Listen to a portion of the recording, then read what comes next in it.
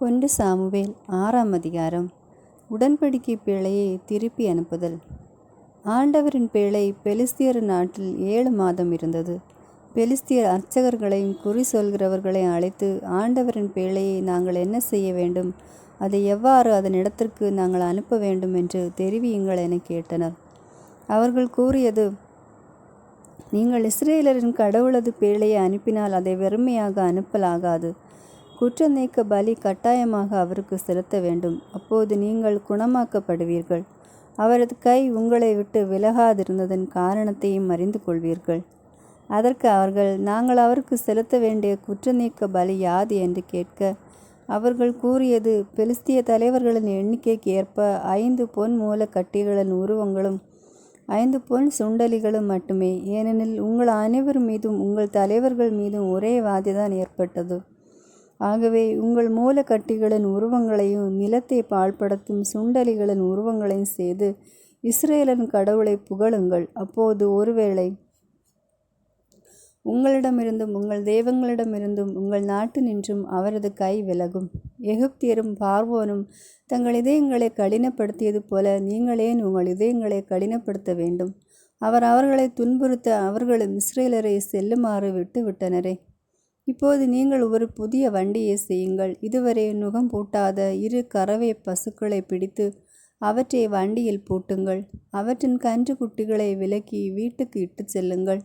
ஆண்டவரின் பேழை எடுத்து அதை வண்டியின் மீது வைத்து குற்ற நீக்க பலியாக நீங்கள் செலுத்தும் பொன் உருவங்கள் அருகே ஒரு பெட்டியில் வையுங்கள். பிறகு வண்டியை அனுப்பிவிடுங்கள். அது தானே செல்லட்டும்.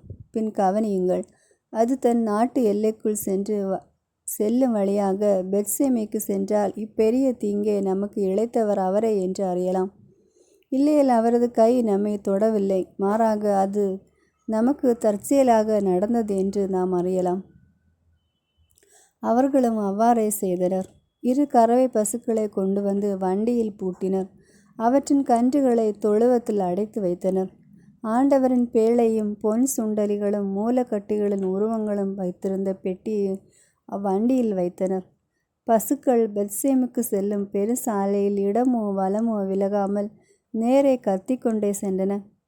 பெலிஸ்திய தலைவர்கள் அவற்றின் பின் பெத்மேசு எல்லை வரை சென்றனர். அப்போது பெத்மேசு வாழ் மக்கள் பள்ளத்தாக்கில் கோதுமை அறுவடை செய்து கொண்டிருந்தார்கள். அவர்கள் தங்கள் கண்களை உயர்த்திய போது பேழையை கண்டு மகிழ்ச்சியுற்றனர். பெத்செமே சார்ந்த யோசுவாவின் வயலுக்குள் வண்டி வந்து நின்றது. அங்கே ஒரு பாறை இருந்தது. அவர்கள் வண்டியின் மரத்தை பிளந்து பசுக்களை ஆண்டவருக்கு எரிபலி செலுத்தினர். லேவியர் ஆண்டவரின் பேழையும் அதன் அருகில் இருந்த பொன் உருவங்களையும் கொண்டிருந்த பெட்டியையும் இறக்கி பாறையின் மீது வைத்தனர். பெத்செமின் மக்கள் அன்றைய தினம் எரிபலிகளை வேறு பலிகளையும் ஆண்டவருக்கு செலுத்தினர். பெலிஸ்தியரின் 5 தலைவர்களும் இதை கண்ட பின் அன்றே எக்ரோனுக்கு திரும்பினர். பெலிஸ்தியர் குற்ற நீக்க பலியாக ஆண்டவருக்கு செலுத்திய மூலக்கட்டிகளின் பொன் உருவங்கள் இவை: அஸ்தோத்துக்கு 1, காசாவுக்கு 1, அஸ்கலோனுக்கு 1, மாத்திற்கு 1, எக்ரோனுக்கு 1. பொன் சுண்டலிகள் அரண்சூழ் நகர்கள் தொடங்கி நாட்டுப்புற சிற்றூர்கள் வரை 5 தலைவர்களுக்கு சொந்தமான அனைத்து பெலிஸ்திய நகர்களின் எண்ணிக்கைக்கு சரியாக இருந்தன. ஆண்டவரின் பேழை வைக்கப்பட்ட அந்த பாறை இந்நாள் வரை பெத்செமே சார்ந்த யோசுவாவின் வயலில் உள்ளது. பெத்செமேசு வாழ் மக்களை ஆண்டவர் சாகடித்தார். ஏனெனில் அவர்கள் ஆண்டவரின் பேழைக்குள் உற்று நோக்கினர். மக்களுள் 70 பேரை அவர் வீழ்த்தினார். ஆண்டவர் மக்களிடையே இப்பெரும் அழிவை ஏற்படுத்தியதற்காக மக்கள் புலம்பினார்கள். கிரியத் ஏராமில் உடன்படிக்கை பேழை. பெத்மேசு வாழ் மக்கள், இந்த தூய கடவுளாகிய ஆண்டவர் திருமுன் நிற்க தகுந்தவன் யார்? நம்மிடமிருந்து அவர் யாரிடம் செல்ல போகிறார் என்று கேட்டுக்கொண்டனர். ஆகவே கிரியத் ஏரிம் வாழ் மக்களுக்கு ஆட்களை அனுப்பி ஆண்டவரின் பேழையை பெலிஸ்தியர் திருப்பி அனுப்பிவிட்டார்கள். நீங்கள் வந்து அதை உங்களிடம் எடுத்து செல்லுங்கள் என்று சொன்னார்கள். 7ஆம் அதிகாரம். சாமுவேல் இஸ்ரேலரை ஆளுதல். கிரியத் ஏராமின் ஆட்கள் வந்து ஆண்டவரின் பேழையை தூக்கி சென்று குன்றின் மீதிருந்த அபினதாபின் வீட்டில் வைத்தனர். ஆண்டவரின் பேழையை காக்கும்படி அவன் மகன் எலெயாசாரை திருநிலைப்படுத்தினார். பேழை கிரியத் ஏராமில் பல நாட்கள் தங்கியது. 20 ஆண்டுகள் ஆயின. இஸ்ரேல் வீட்டார் அனைவரும் ஆண்டவரை நினைத்து புலம்பிக் கொண்டிருந்தனர். இஸ்ரேல் வீட்டார் அனைவருக்கும் சாமுவேல் கூறியது, நீங்கள் முழு உள்ளத்தோடு ஆண்டவரிடம் திரும்பினால் வேற்று தெய்வங்களையும் அஸ்தோரையும் உங்களிடமிருந்து அகற்றி விடுங்கள். உங்கள் உள்ளங்களை ஆண்டவருக்காக தயார் செய்யுங்கள். அவருக்கு மட்டுமே ஊழியம் செய்யுங்கள். பெலிஸ்தியர் கையினின்று அவர் உங்களை விடுவிப்பார். இஸ்ரேல் மக்கள் பாகால்களையும் அஸ்தோரதையும் விலக்கிவிட்டு ஆண்டவருக்கு மட்டுமே ஊழியம் செய்தார்கள். மேலும் சாமுவேல் இஸ்ரேலர் அனைவரையும் மிஸ்பாவில் ஒன்று கூட்டுங்கள். உங்களுக்காக நான் ஆண்டவரிடம் மன்றாடுவேன் என்றார். ஆகவே அவர்கள் மிஸ்பாவில் ஒன்று கூடி தண்ணீர் மொண்டு ஆண்டவர் திருமுன் ஊற்றி அன்று நோன்பிருந்து ஆண்டவருக்கு எதிராக நாங்கள் பாவம் செய்துவிட்டோம் என்று அறிக்கையிட்டார்கள். சாமுவேல் மிஸ்பாவில் தங்கி இஸ்ரேல் மக்களுக்கு தலைவராயிருந்தார். இஸ்ரேல் மக்கள் மிஸ்பாவில் ஒன்று கூடியதை பெலிஸ்தியர் கேள்விப்பட்டனர். அப்போது பெலிஸ்தியர் தலைவர்கள் இஸ்ரேலுக்கு எதிராக புறப்பட்டார்கள். இதை கேட்ட இஸ்ரேல் மக்கள் பெலிஸ்தியரை முன்னிட்டு அச்சமுற்றார்கள்.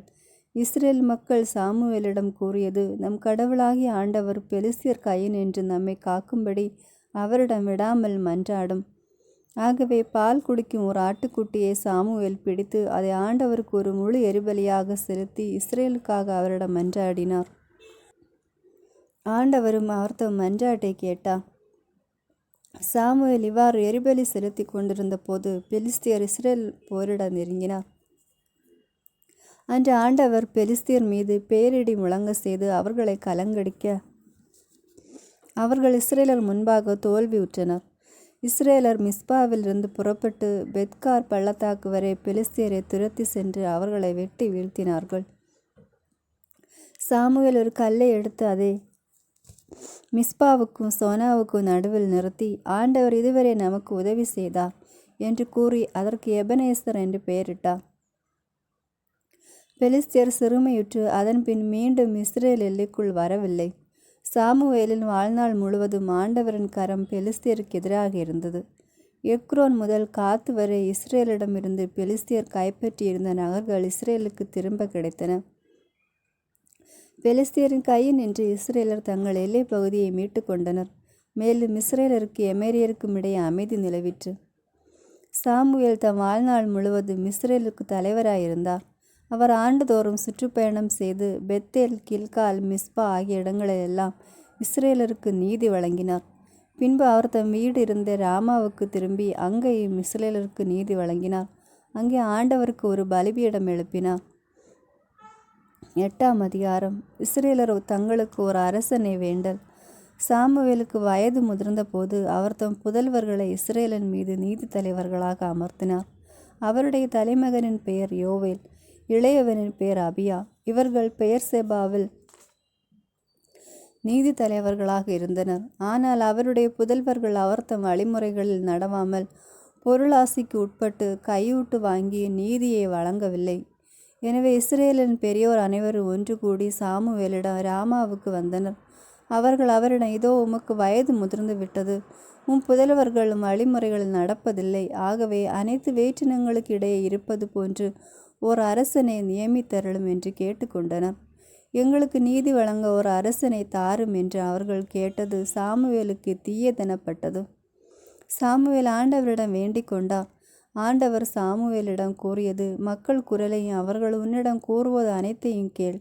ஏனெனில் அவர்கள் உன்னை புறக்கணிக்கவில்லை. அவர்களை நான் ஆளாதபடி என்னை தான் புறக்கணித்து விட்டனர். நான் அவர்களை எகிப்து நின்று கொண்டு வந்த நாள் முதல் இந்நாள் வரை அவர்கள் என்னை புறக்கணித்து வேற்று தெய்வங்களுக்கு ஊழியம் செய்து அனைத்திலும் அவ்வாறே செய்தது போல் உனக்கும் செய்கிறார்கள். இப்போது அவர்கள் குரலுக்கு செவிகொடு. ஆனால் அவர்களை கண்டித்து எச்சரி. அவர்களை ஆளப்போ அரசனின் உரிமைகளை தெரியப்படுத்து. ஒரு அரசன் வேண்டுமென்று தம்மிடம் கேட்ட மக்களுக்கு சாமுவேல் ஆண்டவர் கூறிய அனைத்தையும் கூறினார். உங்கள் மீது ஆட்சி செய்யும் அரசன் உரிமைகளாவன. அவன் உங்கள் புதல்வர்களை தன் தேரோட்டிகளாகவும் தன் குதிரை வீரர்களாகவும் வைத்துக் கொள்வான். அவர்களை தன் தேர்களுக்கு முன் ஓட செய்வான். அவன் அவர்களை 1000 தலைவராகவும் 50 தலைவராகவும் தன் நிலத்தை உழுபவராகவும் தன் விளைச்சலை அறுவடை செய்பவராகவும் தன் போர்க்கருவிகளையும் தேர்கருவிகளையும் செய்பவராகவும் நியமித்து கொள்வான். மேலும் அவன் உங்கள் புதல்வியரை பரிமள தைலம் செய்கிறவர்களாகவும் சமைப்பவர்களாகவும் அப்பம் சுடுபவர்களாகவும் வைத்து கொள்வான். அவன் உங்கள் வயல்களிலும் திராட்சை தோட்டங்களிலும் ஒலிவ தோப்புகளிலும் சிறந்தவற்றை எடுத்துக்கொண்டு தன் அலுவலருக்கு கொடுப்பான். உங்கள் தானியத்திலும் திராட்சை பலனிலும் 10ல் ஒரு பங்கை எடுத்துக்கொண்டு தன் காரிய தலைவருக்கும் அலுவலருக்கும் கொடுப்பான். உங்கள் வேலைக்காரனை வேலைக்காரிகளை உங்கள் கால்நடைகளில் சிறந்தவற்றையும் உங்கள் கழுதைகளையும் தன் சொந்த அலுவலுக்காக பயன்படுத்துவான். உங்கள் மந்திகளில் 10ல் ஒரு பங்கை எடுத்துக்கொள்வான். நீங்கள் அவனுக்கு பணியாளர்களாயிருப்பீர்கள். அந்நாளில் நீங்களே உங்களுக்கு தேர்ந்து கொண்ட அரசனை முன்னிட்டு முறையிடுவீர்கள். அந்நாளில் ஆண்டவர் உங்களுக்கு செவி கொடுக்க மாட்டார். மக்களோ சாமுவேலின் குரலுக்கு செவி கொடுக்க மறுத்து, இல்லை, எங்களுக்கு கட்டாயமாய் ஒரு அரசன் வேண்டும். அனைத்து வேற்றின மக்கள் போலவே நாங்களும் இருப்போம். எங்கள் அரசன் எங்களுக்கு நீதி வழங்குவார், எங்கள் போர்களை முன்னின்று நடத்துவார் என்றனர். மக்கள் கூறியவை அனைத்தையும் சாமுவேல் கேட்டு அவற்றை ஆண்டவர் காதில் போட்டு வைத்தார். ஆண்டவர் சாமுவேலிடம் கூறியதும், அவர்கள் குரலுக்கு செவி கொடுத்து அவர்கள் மீது ஒரு அரசனை ஆளசெய். பின்பு சாமுவேல் இஸ்ரேல் மக்களை பார்த்து, ஒவ்வொருவரும் தம் நகருக்கு செல்லட்டும் என்றார். 9ஆம் அதிகாரம். சவுல் சாமுவேலை சந்தித்தல். பென்யமீன் குலத்தில் கீஸ் என்ற ஆற்றல் மிகு வீரர் ஒருவர் இருந்தார். அவர் பென்யமீனின் அபியாவுக்கு பிறந்த பெக்ரோத்தின் மகனான செரோனின் மகன் அபியலுக்கு பிறந்தவர். அவருக்கு சவுல் என்ற ஒரு இளமையும் அழகும் கொண்ட மகன் இருந்தார். இஸ்ரேலின் புதல்வருள் அவரை விட அழகு வாய்ந்தவர் எவருமில்லர். மற்ற அனைவரையும் விட அவர் உயரமானவர். மற்ற அனைவரும் அவர் தோள் உயரமே இருந்தனர். சவுலின் தந்தை கீசின் கழுதைகள் காணாமற் போயின. கீசு தம் மகன் சவுலை அழைத்து, பணியாளன் ஒருவனை உன்னோடு கூட்டிக் கொண்டு கழுதைகளை தேடிப்போ என்றார். அவர் எப்ராயிம் மலை நாட்டையும் சாலிசா பகுதியையும் கடந்து சென்றார். அவற்றை காணவில்லை. சாலிம் நாட்டு வழியே சென்றார், அங்கும் அவை இல்லை. பென்யமீன் நாட்டை கடந்து சென்றார், அங்கு அவை தென்படவில்லை. பிறகு அவர்கள் சூபு நாட்டுக்கு வந்தபோது சவுல் தம் பணியாளரிடம், வா, நாம் திரும்பி செல்வோம், ஏனெனில் என் தந்தை கழுதைகளை மறந்துவிட்டு நம்மை பற்றி கவலை கொள்வார். அதற்கு பணியாளர், இதோ, இந்நகரிலே கடவுளின் அடியவர் ஒருவர் இருக்கிறார். அவர் பெரும் மதிப்புக்குரியவர். அவர் சொல்வதெல்லாம் அப்படியே நிகழ்கிறது. ஆகவே நாம் அங்கே செல்வோம். ஒருவேளை நாம் செல்ல வேண்டிய வழி எதுவென்று அவர் நமக்கு எடுத்துரைப்பார் என்றார். சவுல் தம் பணியாளரிடம், சரி, செல்வோம். ஆனால் அவருக்கு நாம் என்ன கொடுப்போம்? ஏனெனில் நம் பைகளில் இருந்த அப்பம் தீர்ந்து விட்டது. கடவுளின் அடியவருக்கு அன்பளிப்பு தர எதுவும் இல்லையே, என்ன செய்வோம் என்றார். பணியாளன் சவுலை நோக்கி, இதோ, என் கையில் இன்னும் 3 கிராம் அளவுள்ள வெள்ளி இருக்கிறது. இதை கடவுளின் அடியாருக்கு தருவேன். அவர் நம் வழியை நமக்கு எடுத்துரைப்பார் என்றான். அக்காலத்தில் இஸ்ரேலின் கடவுளின் திருவுளத்தை நாடி செல்வோர், வாருங்கள், திருக்காட்சியாளரிடம் செல்வோம் என்பர். ஏனெனில் இன்றைய இறைவாக்கினர் அன்று திருக்காட்சியாளர் என்று அழைக்கப்பட்டார். சவுல் தம் பணியாளரிடம், நீ சொன்னது சரியே, வா, செல்வோம் என்றார். அவர்கள் கடவுளின் அடியவர் இருந்த நகருக்குள் சென்றனர். அவர்கள் நகரின் மேட்டில் ஏறி கொண்டிருந்த போது இளம் பெண்கள் தண்ணீர் எடுத்து கொண்டு வருவதைக் கண்டு அவர்களிடம், திருக்காட்சியாளர் எங்கே இருக்கிறாரா என்று கேட்டனர். அதற்கு அவர்கள், ஆம், உங்களுக்கு முன்பே வந்து விட்டார். விரைந்து செல்லுங்கள். இன்று அவர் நகருக்குள் வந்துள்ளார். இன்று தொழுகை மேட்டில் மக்களுக்காக பலி செலுத்தப்படுகிறது. நீங்கள் நகருக்குள் நுழையும் போது உண்பதற்காக அவர் தொழுகை மேட்டுக்கு ஏறி செல்வதற்கு முன்பே அவரை நீங்கள் காண்பீர்கள். ஏனெனில் அவர் சென்று பலிக்கு ஆசி வழங்கும் வரை மக்கள் உண்ண மாட்டார்கள். பிறகுதான் அழைக்கப்பட்டோர் உண்பர். உடனே சென்றால் இப்போதே நீங்கள் அவரை காணலாம் என்றனர். அவ்வாறே அவர்கள் நகருக்குள் சென்றார்கள். அவர்கள் நகரின் மையத்திற்கு சென்று கொண்டிருந்த போது தொழுகை மேட்டுக்கு வந்து கொண்டிருந்த சாமுவேல் அவர்களுக்கு எதிரே வந்தார். சவுல் வருவதற்கு ஒரு நாளுக்கு முன்பே சாமுவேல் செவியில் விழும்படி ஆண்டவர் வெளிப்படுத்தி இருந்தது. நாளை இந்நேரம் பென்யமீன் நாட்டின் ஒருவனை உன்னிடம் அனுப்புவேன். என் மக்களான இஸ்ரேலின் தலைவனாக அவனை நீ திருப்பொழிவு செய். பெலிஸ்தியரின் கையினின்று அவன் என் மக்களை விடுவிப்பான். என் மக்களை நான் கண்ணோக்கினேன். அவர்களின் கூக்குரல் என்னிடம் வந்துள்ளது. சாமுவேல் சவுலை கண்டதும் ஆண்டவர் அவரிடம், இதோ, நான் உனக்கு சொன்ன மனிதன், இவனே என் மக்கள் மீது ஆட்சி புரிவான் என்றார். சவுல் வாயிலின் நடுவே சாமுவேலை நெருங்கி, திருக்காட்சியாளரின் வீடு எங்கே? தயை கூர்ந்து சொல்லும் என்று கேட்டார். சாமுவேல் சவுலுக்கு கூறியது, நானே திருக்காட்சியாளன். எனக்கு முன்பாக தொழுகை மேட்டுக்கு செல். இன்று நீ என்னோடு உண்ண வேண்டும். உன் உள்ளத்தில் இருப்பது அனைத்தையும் நாளை காலையில் நான் உனக்கு எடுத்துரைத்து உன்னை அனுப்பி விடுகிறேன். 3 நாளுக்கு முன் காணாமற் போன கழுதைகளை பற்றி கவலைப்பட வேண்டாம், ஏனெனில் அவை அகப்பட்டு விட்டன. இஸ்ரவேலின் முழு விருப்பமும் யார் மீது? உன் மீதும் உன் தந்தையின் வீட்டார் அனைவர் மீதும் அன்றோ? சவுல் மறுமொழியாக கூறியது, இஸ்ரவேலில் மிக சிறிதான பென்யமின் குலத்தை சார்ந்தவன் அன்றோ நான்?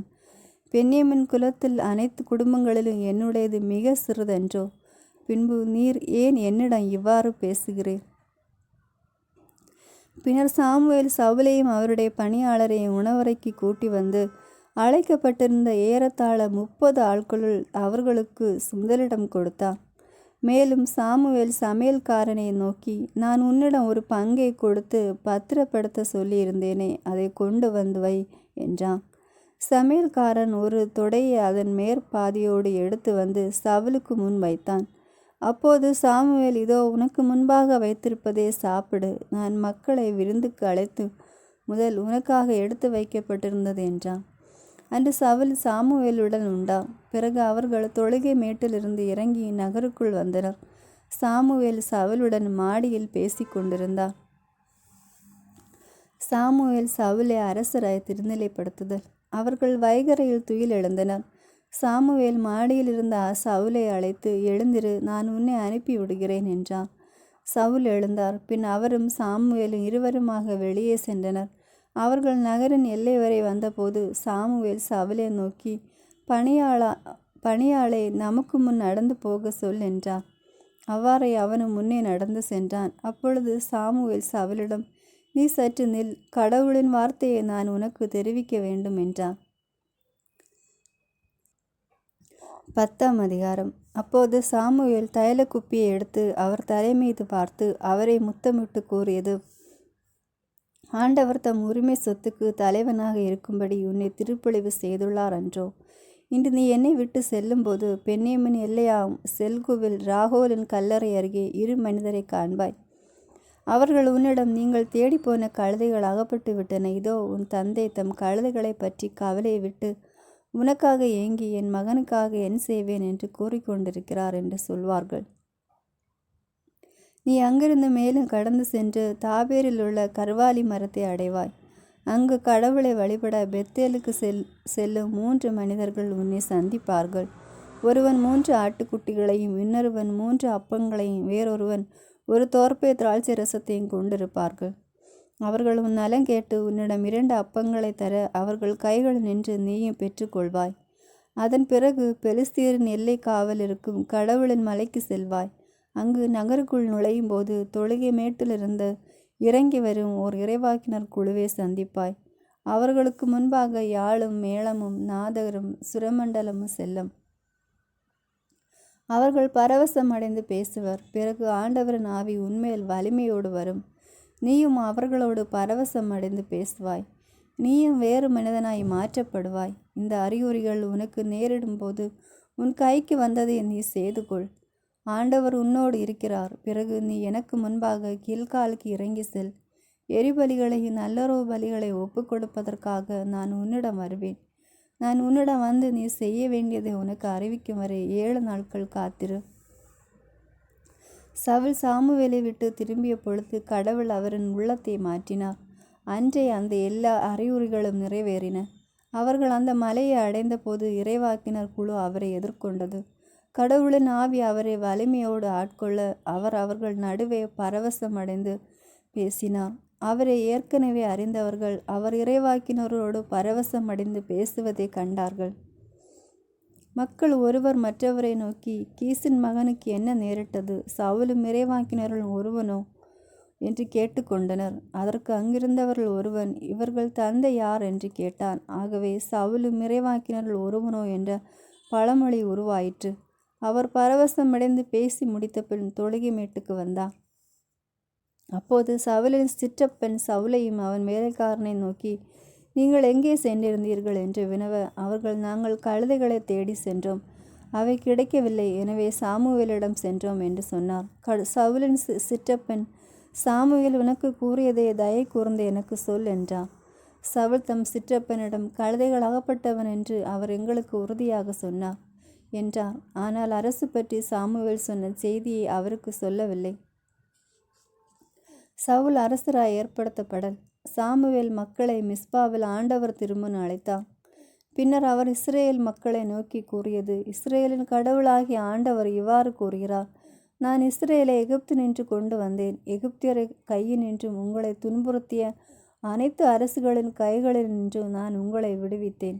நீங்களோ உங்கள் துன்பத் துயரங்களில் உங்களுக்கு மீட்பராக இருந்த கடவுளை இன்று புறக்கணித்துவிட்டு எங்கள் மீது ஒரு அரசனை ஏற்படுத்தும் என்று அவரிடம் கேட்கிறீர்கள். ஆகவே உங்கள் குலங்கள் வாரியாகவும் குடும்பங்கள் வாரியாகவும் ஆண்டவர் திருமுன் வந்து நில்லுங்கள். பிறகு சாமுவேல் அனைத்து இஸ்ரேல் குலங்களையும் ஒருங்கே கொண்டு வர பென்யமீன் குலத்தின் மீது சீட்டு விழுந்தது. பென்யமீன் குலத்தை அதன் குடும்பங்கள் வாரியாக ஒருங்கே கொண்டு வர மாதிரி குடும்பத்தின் மீதும் பிறகு கீசின் மகன் சவுலின் மீதும் சீட்டு விழுந்தது. அவரை தேடிய போது அவரை காணவில்லை. ஆள் இங்கே வந்து விட்டானா என்று அவர்கள் ஆண்டவரை வினவ, ஆண்டவர், ஆம், அவன் பொருள் குவியலரிடையே ஒளிந்துள்ளான் என்று கூறினார். அவர்கள் ஓடி சென்று அங்கிருந்து அவரை பிடித்து கொண்டு வந்தனர். மக்கள் நடுவே நின்றபோது அவர் அனைவரிலும் உயரமாக இருந்தார். மக்கள் அனைவரும் அவர் தோள் உயரமே இருந்தார். சாமுவேல் மக்கள் அனைவரையும் நோக்கி, ஆண்டவர் தேர்ந்தெடுத்தவரை பாருங்கள், மக்கள் அனைவரிலும் அவரை போல் வேறொருவரும் உண்டோ என்றார். அப்போது மக்கள் அனைவரும் அரசர் நீடூடி வாழ்க என்று ஆர்ப்பரித்தனர்.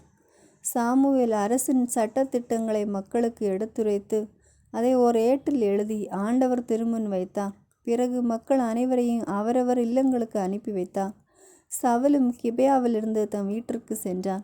கடவுளால் தூண்டப்பட்ட வீரர்கள் அவரோடு சென்றார்கள். ஆனால் தீயோர் சிலர் இவர் நம்மை எவ்வாறு மீட்க முடியும் என்று கூறி அவரை புறக்கணித்தார்கள். அவருக்கு அன்பளிப்பு எதுவும் தரவில்லை. அவரோ அமைதியாக இருந்தார். ஆமேன். God bless you.